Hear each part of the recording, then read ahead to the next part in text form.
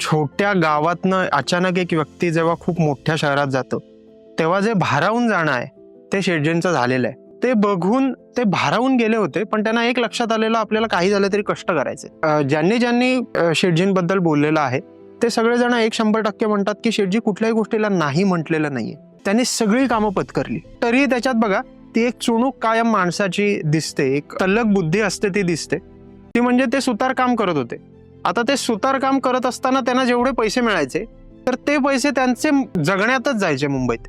मग ते म्हणाले की मग मी घरी कसे पैसे पाठवणार. त्यांना कर्ज फेडायचं होतं, त्यांना ती भीषण गरिबी घरची त्यांना दूर करायची होती. मग ते काय म्हणाले, चला आपण हमालीचं काम करू.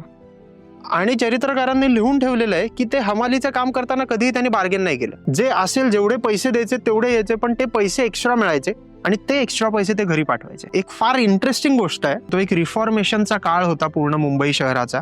बरीच लोक मुंबईत येत होती, ते आपला व्यापार स्थापन करत होती. बरीच लोक नोकरीसाठीही येत होती. बंदर मोठं होत होतं. ब्रिटिशांनी एक महत्वाचं ठाणं मुंबईला केलेलंच होतं. ती लोक चूल पेटवायला त्यांना भुसा लागे. भुसा म्हणजे काय, ते लाकडाचं जे एक बाय प्रॉडक्ट आहे ते लागत होतं. शेटजींना लक्षात आलं की हा भुसा जर घरोघरी लागतोय चूल पेटायला तर तो बेसिक गोष्ट आहे. तर त्यांनी जिथे सुतारकाम करत होते त्यांना एक विनंती केली की मी रात्रीचं ते सगळं काम झाल्यानंतर तो भुसा मी झाडत जाईल. म्हणजे तो मालक होता, तो म्हणाला मग झाड. शेटजी तो सगळा भुसा झाडून काढायचे आणि तो भुसा विकायचे. लक्षात घ्या, ह्याला आंतरप्रेनरशिप स्किल्स म्हणतात.